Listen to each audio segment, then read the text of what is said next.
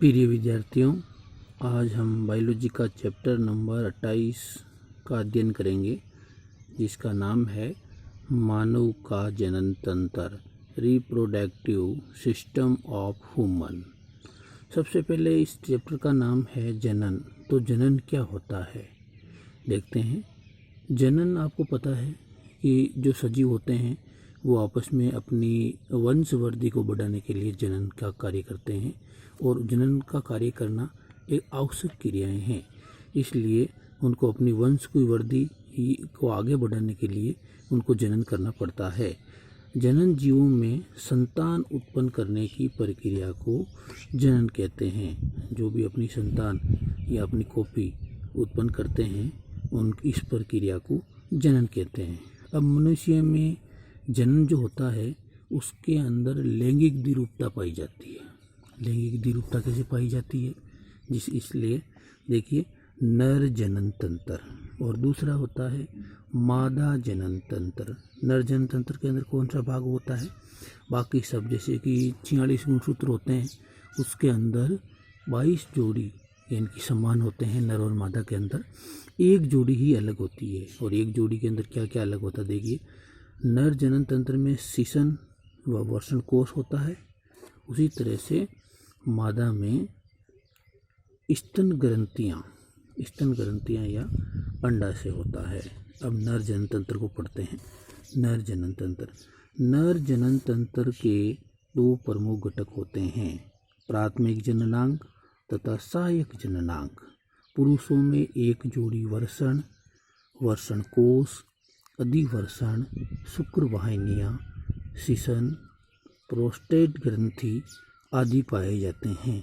ये जो नर जनन तंत्र का जो सिस्टम होता है उसके अंदर ये सभी प्रकार के जनन अंग पाए जाते हैं। और जो पूरे ये जो अंग मिल जाते हैं तो इसके बाद में ये जो इनका जो सिस्टम है, तंत्र है, वो नर जनन तंत्र का सिस्टम बनता है। इसी तरह से हम इनको एक एक करके पढ़ते हैं। सबसे पहले वर्षण टेस्ट।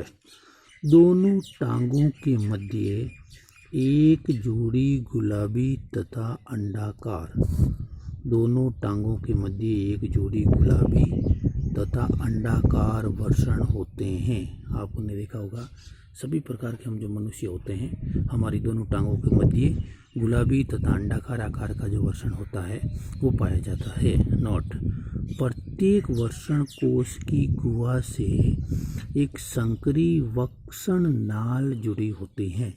वर्षण गुहा के माध्यम से, क्योंकि आपको पता होता है कि वर्षण शरीर के बाहर होते हैं, तो इस तरह से वर्षण गुहा कोश से एक संकरी वर्षण नाल जो होती है वो वर्षण से शरीर का उनके माध्यम से वो जुड़ी रहती हैं।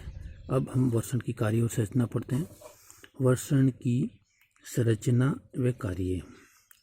प्रत्येक वर्षण लगभग 4 सेमी मोटा, 2.5 सेमी लंबा तथा लगभग 10 से 15 ग्राम भार वाली संरचना है। इसके अतिरिक्त संयोजी ऊतक में अंतराली कोशिकाओं या लैंडिंग कोशिकाएं उपस्थित होती हैं। जो नर हार्मोन आपको पता ही कौन सा होता है? टेस्टोस्टेरोन हार्मोन होता है। ये नर के अंदर होता है। और मादा के अंदर एस्ट्रोजन प्रोजेस्टेरोन हार्मोन होता है, जो नर और मादा के अंदर विभिन्न प्रकार के लक्षण प्रकट करते हैं का स्त्राव करती हैं, जिसके कारण पुरुषों में द्वितीयक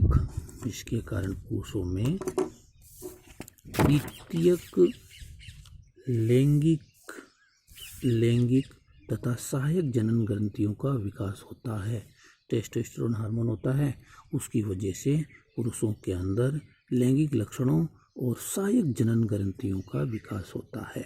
नोट में देखिए, प्रत्येक शुक्र जनन नलिका के चारों ओर संयोजी ऊतक का बना झिल्ली में पतला आवरण होता है। अब जो झिल्ली में जो पतला आवरण होता है ना, उस आवरण को ट्यूनिका प्रोक्सिया कहते हैं। ट्यूनिका प्रोक्सिया। इसके अंदर जनन उपकला का स्तर पाया जाता है। अब ये जो स्तर पाया जाता है जनन उपकला का, जिसमें 2 प्रकार की कोशिकाएं पाई जाती है। 2 प्रकार की कौन कौन सी? शुक्राणु जननीय कोशिकाएं इसमें क्या होता है देखिए, इसके द्वारा शुक्र जनन द्वारा शुक्राणुओं का निर्माण होता है, और जब शुक्राणु का निर्माण होगा तो ही नर जनन का सिस्टम है हमारे जनन करने के लिए, उसके वंश, उसकी संतान के विकास के लिए, संतान को आगे बढ़ाने के लिए, संतान पैदा करने के लिए कार्य करेगा। दूसरा है आलंबन कोशिकाएं, इन्हें सर्टोली कोशिकाएं या धात्री कोशिका भी कहते हैं। अब इसमें होता है क्या देखिए, सर्टोली कोशिकाएं विकसित जनन कोशिकाओं को सुरक्षा, आलंबन तथा पोषण प्रदान करने के साथ साथ कोशिका द्रव का विघटन करती हैं। एक तरह से ये हमारी जो कोशिकाएं होती है उसमें एक तरह से हेलमेट का काम करती है, सभी प्रकार की सुरक्षाएं प्रदान करती हैं। अब आगे इनसे एक क्वेश्चन पूछ के आता है सामने, मानव सहित अधिकांश स्तनी जीवों में वर्षण उदर गुहा के बाहर वर्षण कोश में पाए जाते हैं, क्यों? तो ये कह रहे हैं कि स्तनियों के अंदर जो जीव में वर्षण होता है वो उदर गुहा के, बाकी तो शरीर के अंदर सब भाग होते हैं, लेकिन जो वर्षण होता है वो शरीर के बाहर वर्षण कोश में पाया जाता है। जिसकी क्या वजह है, क्यों पाया जाता है?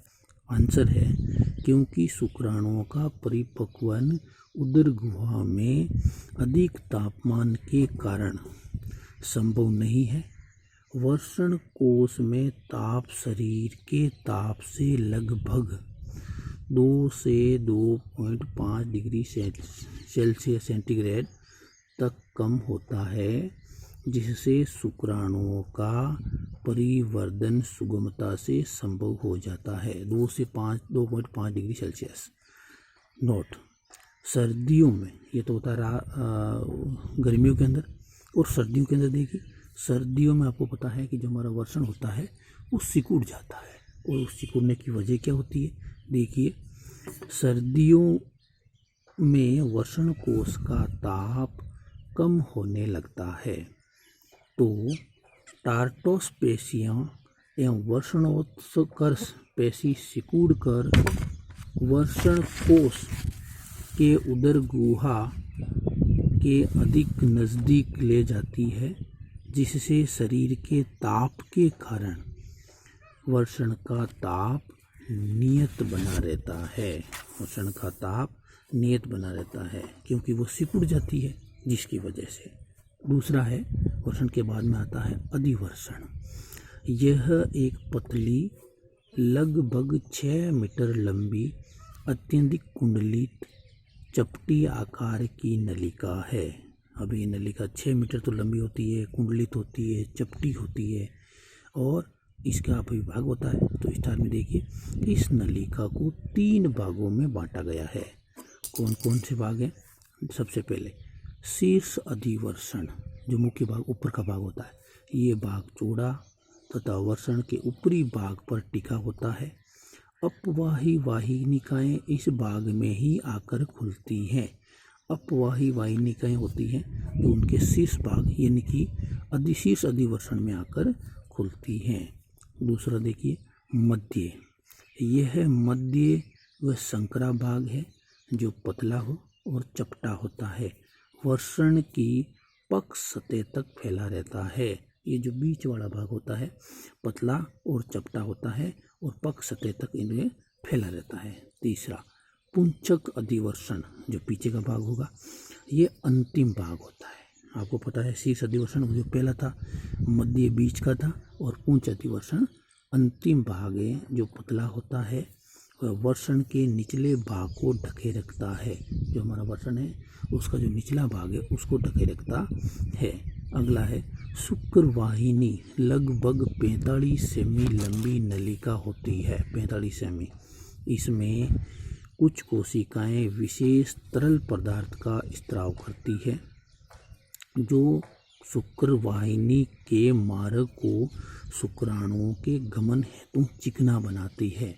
अगर शुक्रवाहिनी है जो शुक्राणु की जो तरल पदार्थ है उसको चिकना बना देती है, तो हमारे जो शुक्राणु हैं वो गमन करेंगे, जिस समय में तो उनकी क्रिया करते हैं, तो उस समय वो मादा की योनि में जाएंगे, तो हमारे से जो शरीर से बाहर आएंगे तो वो गमन करने में चिकना होगा तो उसको सहायता मिलती है। अगला तुम्बिका। तुम्बिका में शुक्राणुओं को अस्थायी रूप से संग्रह किया जाता है। संकलनीय वाहिनियां अंत में मूत्र मार्ग में आकर खुलती है। जो तुम्बिका बना लेता है शुक्रवाहिनी की भाग के अंदर और अंत के अंदर ये मूत्र मार्ग में आकर खुलता है। आगे मूत्र मार्ग। मूत्र मार्ग मूत्राशय से मूत्र वाहिनी निकलकर संकलनीय वाहिनिका से मिलकर जनन नलिका या मूत्र मार्ग बनाती है। ये लगभग 20 सेमी लंबी नाल होती है जो शीशन के शिखर भाग पर मूत्र जनन छिद्र का कार्य करती है। इसके अंदर छोटा सा हमके जो शीर्ष भाग है उस शीर्ष भाग के अंदर एक मूत्र जनन छिद्र होता है जिसके अंदर से हमारे शरीर का जो मूत्र होता है, हमारे शरीर के अंदर जो मूत्र बनता है वो बाहर निकलता है। उसके बाद में आती है सहायक जनन ग्रंथियाँ। ये कितने प्रकार की होती है, क्या होती है? देखिए, ये 3 प्रकार की सहायक जनन ग्रंथियाँ पाई जाती है जो वीर्य का निर्माण करती हैं। सहायक जनन ग्रंथियाँ शरीर के अंदर वीर्य का निर्माण करती है। इसके अंदर कौन कौन सी 3 है? देखिए, सबसे पहले प्रोस्टेट ग्रंथि। इसका कार्य देखिए, मूत्र मार्ग के आधार भाग पर स्थित होती है। मूत्र मार्ग के जो वीर्य का 25 से 30% भाग बनाती है। अधिक आयु में प्रोस्टेट का आकार बढ़ जाता है जिससे मूत्र विसर्जन में कठिनाई होती है। ये हमारे वीर्य का 25 से 30% भाग बनाती है और जैसे जैसे हमारा बुढ़ापा आता है तो मूत्र विसर्जन में कुछ लोगों को आपने सुना होगा, कुछ बोलते हैं कि हमारे को पेशाब करने के अंदर तकलीफ होती है। तो इस तरह से फिर उसके बाद में इसका आकार जैसे ही बढ़ता है जिससे मूत्र विसर्जन यानी पेशाब करने में या लघु शंका करने के अंदर हमारे को कठिनाई आती है। अगला है शुक्राशय। एक जोड़ी थैलीनुमा संरचना, इनकी संरचना थैलीनुमा होती है और ये होते कैसे? देखो, जो पीले से चिपचिपे तरल पदार्थ का स्त्रावण करने वाली ग्रंथि है। पीले चिपचिपे पदार्थ का स्त्रावण करती है और शुक्राशयों का स्त्रावीर्य का लगभग 60% भाग बनाता है। अकेला शुक्राशय वीर्य का 60% भाग बनाता है।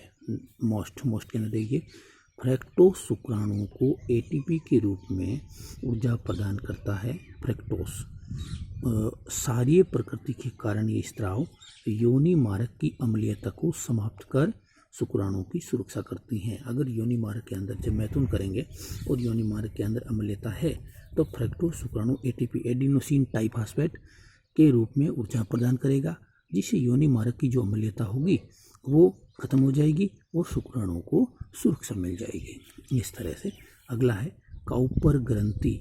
प्रोस्टेट ग्रंथि के ठीक नीचे मूत्र मार्ग के दोनों पार्श्वों में एक छोटी अंडाकार ग्रंथियां स्थित होती है जिसे काउपर की ग्रंथि कहा जाता है।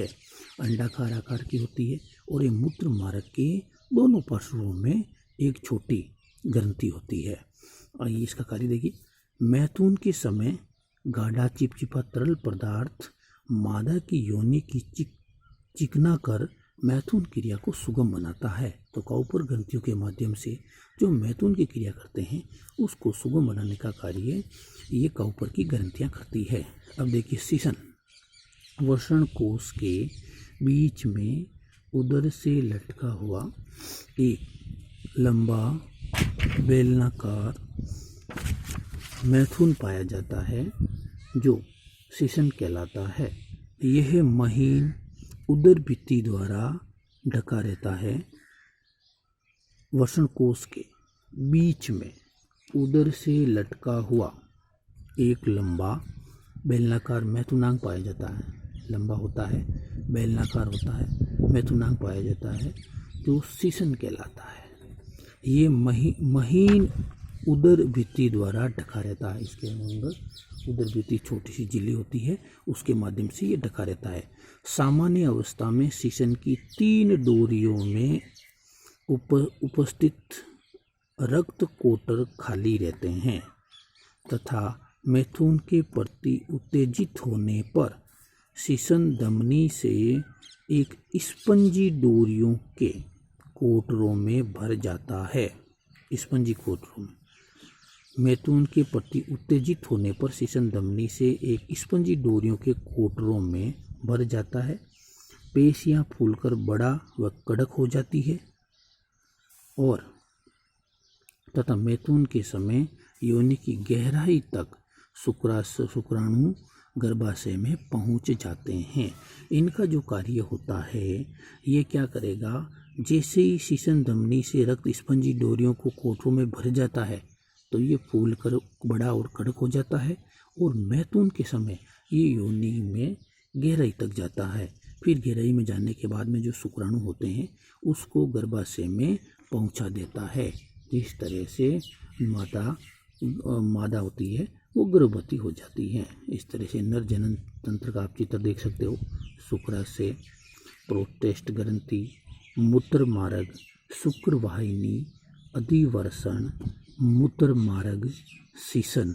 इस तरह से नर जनन तंत्र जो होता है ये सभी नर, इनकी सभी मनुष्य जो नर होते हैं उसके अंदर यह पाए जाते हैं।